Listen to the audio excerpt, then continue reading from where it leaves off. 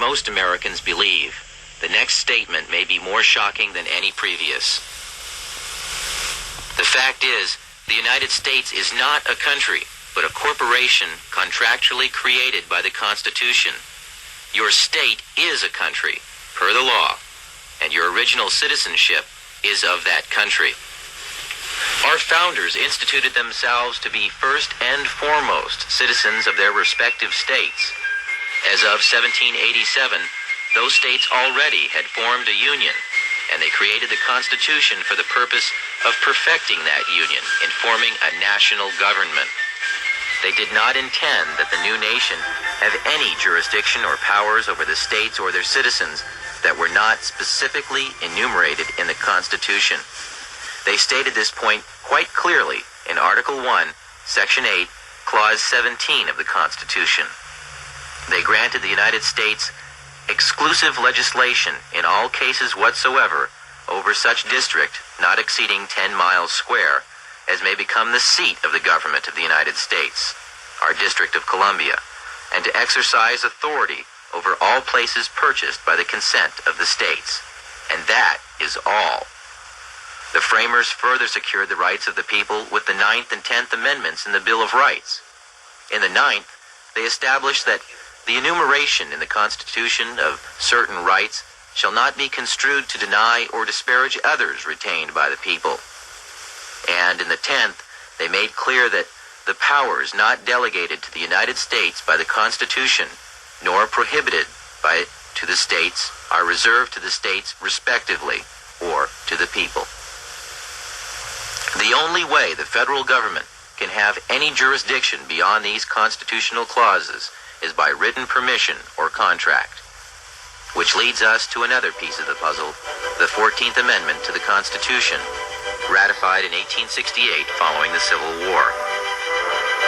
As barbaric as it may sound today, the black slaves, prior to the conclusion of the Civil War, were legally considered to be property, with none of the rights or privileges of free-born people, only duties. The money interests took advantage of America's desire to free the slaves and found a way to use the swiftly adopted post-war constitutional amendments to enslave all of the people. The deceit is in the wording of both the 13th and 14th Amendments. You will note that the 13th Amendment provides that neither slavery nor involuntary servitude shall exist within the United States. But why the emphasis on involuntary servitude? Isn't it the same thing as slavery? Sure it is. But they had to mention the concept of involuntary servitude because they wished to retain another type of slavery, voluntary servitude. Voluntary servitude is an ancient and established concept. It was the way serfs became subjects to their lords during feudal times in England and other European countries. It was a way for free men to earn a living at a time when all property was held by a select few, and thus anyone who wanted to farm and support their family had first to agree to be subject to a lord of the land. Our forefathers hated this concept and designed our Constitution to exclude titles of nobility, making all Americans sovereign.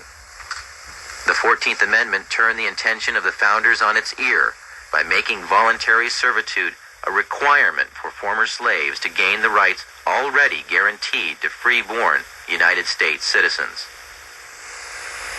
When the slaves were released from their involuntary servitude following the war, their status was changed from that of being property to that of being a person.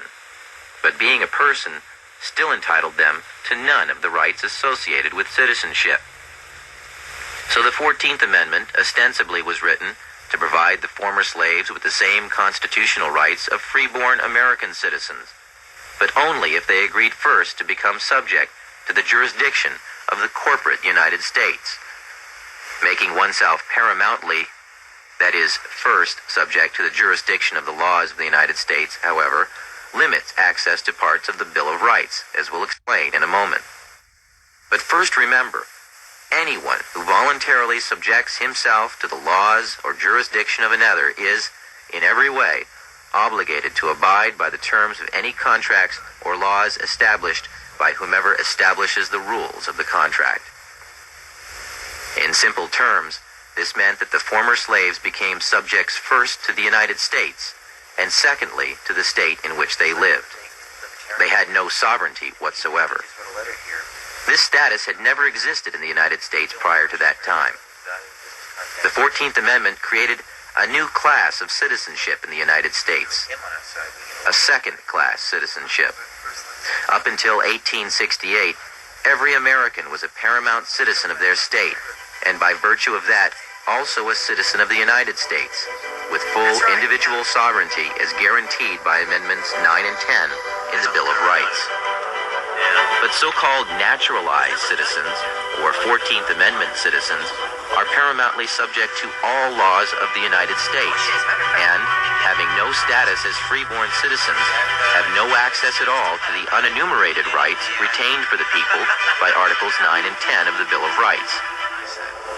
That's because, in order to get any rights at all, they had to subject themselves to the jurisdiction of the corporate United States, which left them no unenumerated rights.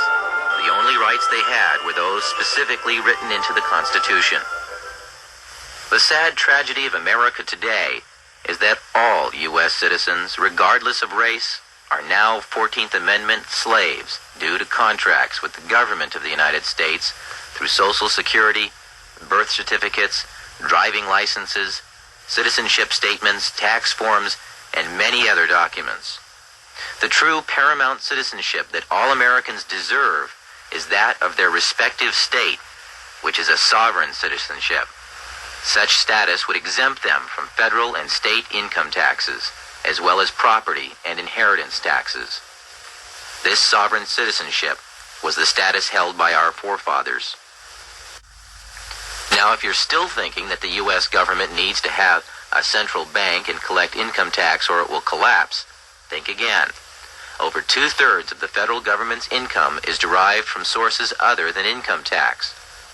There is even evidence suggesting that none of your income tax is used by the government. Fees, excise taxes, tariffs, sales taxes, and other forms of income have easily supported the U.S. budget in the past and could easily support it now. We have done without a national bank for large stretches of our history, and the U.S. Treasury is perfectly capable of printing and managing a money supply. In fact, the only constitutionally sanctioned currency is backed by gold or other precious metals. This is a far more stable form of currency and is the type of money the Treasury was designed to handle. The government was doing so well collecting money under these original laws that it had amassed a huge surplus by the time this cartoon was penned 100 years later in 1887, when there still was no income tax collected at all. Up to this point, we have shown you how the money interests have 1. Established the Federal Reserve System, and 2. Exploited a second class of citizenship created by the 14th Amendment for other purposes. And we have mentioned a few names involved in the creation of the Fed. But there are other organizations working for our economic enslavement as well, along with other extremely rich and powerful international bankers. Those who support the Fed have created a global movement to centralize economic power in various puppet organizations that preach peace and stability through some variation of socialism, but act aggressively to draw nations into a web of foreign debt and servitude to their agenda. The United Nations, the World Monetary Fund, and the Council on Foreign Relations are all committed to an agenda of world domination through manipulation of economic power. The Council on Foreign Relations openly admits to being a private club, yet it is the primary recruiting post in both international banking and the federal government of the United States. Richard Nixon, Nelson Rockefeller, John Foster Dulles, Dean Rusk, Alger Hiss, Robert S. McNamara, and every president since FDR, with the exception of John Kennedy, have been members of this exclusive club where super financiers and your elected representatives can mix freely and plan the next step in the consolidation of power in a new world order.